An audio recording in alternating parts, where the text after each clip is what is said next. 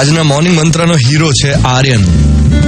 આર્યન માટે ગઈકાલનો દિવસ યાદગાર બની ગયો અને કારણ છે 2 દિવસ પહેલા થયેલો એનો નાનકડો એક્સિડન્ટ. આર્યનની બાઇક સ્લીપ થઈ ગઈ. આર્યન પડી ગયો, એને પગમાં સહેજ વાગ્યું અને મોબાઈલની સ્ક્રીન તૂટી ગઈ. હવે મોબાઈલ પહોંચી ગયો છે સર્વિસ સેન્ટરમાં, એની સ્ક્રીન રિપેર થાય છે અને આર્યન બેઠો છે ઘરમાં, પગમાં પટ્ટાની સાથે બેઠો છે.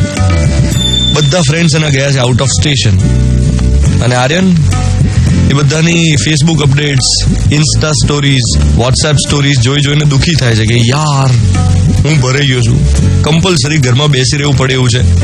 નથી ફ્રેન્ડ્સ, નથી મોબાઈલ, બંધાઈ ગયો છે આર્યન. સવારથી 4 વખત ટીવી ચેનલ્સ ચેક કરી ચૂક્યો છે. એ ટીવીથી કંટાળ્યો હવે તો, પણ મમ્મી આખો ખેલ જોયા કરે છે.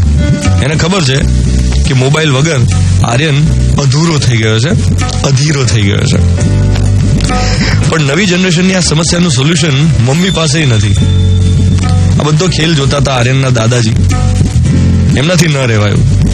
એમણે આર્યનને કહ્યું કે તું તો ખરો ફ્રસ્ટ્રેટ થઈ જાય છે, ચલ મારી સાથે, તારા આ પ્રોબ્લેમનું સોલ્યુશન મારા ટાઈમ મશીન પાસે છે. સાંભળીને આર્યન કંઈ સમજો નહીં પહેલા તો. પછી દાદાજી એને લઈ ગયા એના જ રૂમમાં. આર્યનને કે ચલ માળીએ ચડ, પેલી પેટી ઉતાર અને આ પેટી ખોલ. અને પેટી જ્યારે ખુલી ત્યારે અંદરથી શું નીકળ્યું? સાપસીડી, લૂડોની ગેમ, ઘણી બધી સ્ટોરી બુક્સ. રાહુલ તો ખુશ થઈ ગયો અને પછી એણે દાદાજીને કહ્યું કે ચલો દાદાજી આપણે રમીએ. અને બંને જણા આર્યન અને દાદાજી એ રમવા લાગ્યા. કેટલી બધી સ્ટોરીઝ એ નાનપણમાં જે વાંચતો એ એણે ફરીવાર વાંચી અને બાળપણમાં પહોંચી ગયો. ટાઈમ મશીન દ્વારા એ એના બચપણના દિવસોમાં ખોવાઈ ગયો. એક સમય હતો જ્યારે વેકેશન મળે ને ત્યારે મગજના તંતુઓ ખુલી જતા અને દરરોજ કંઈક ને કંઈક નવું કરવાની ઈચ્છા થતી. આઉટડોરની સાથે સાથે મગજ કસાય એવી ઇન્ડોર ગેમ્સ પણ લોકો રમતા. હવે વેકેશન બસ પેલા ફ્રી નેટમાં પૂરું થઈ જાય છે.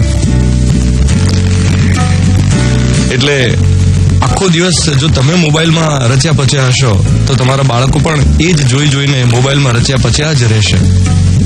એ આઉટડોર ગેમ્સ રમતા અથવા તો ઇવન ઇન્ડોર ગેમ્સમાં બોર્ડ ગેમ્સ રમતા નહીં શીખે, સ્ટોરી બુક્સ વાંચતા નહીં શીખે. આ વેકેશનમાં કલ્પનાની પાંખો આપજો, મોબાઈલ સ્ક્રીનને ચોંટેલી આંખો નહીં. એ જ મોર્નિંગ મંત્ર સાથે આજના દિવસની શરૂઆત કરીએ. 7:12 થઈ રહી છે.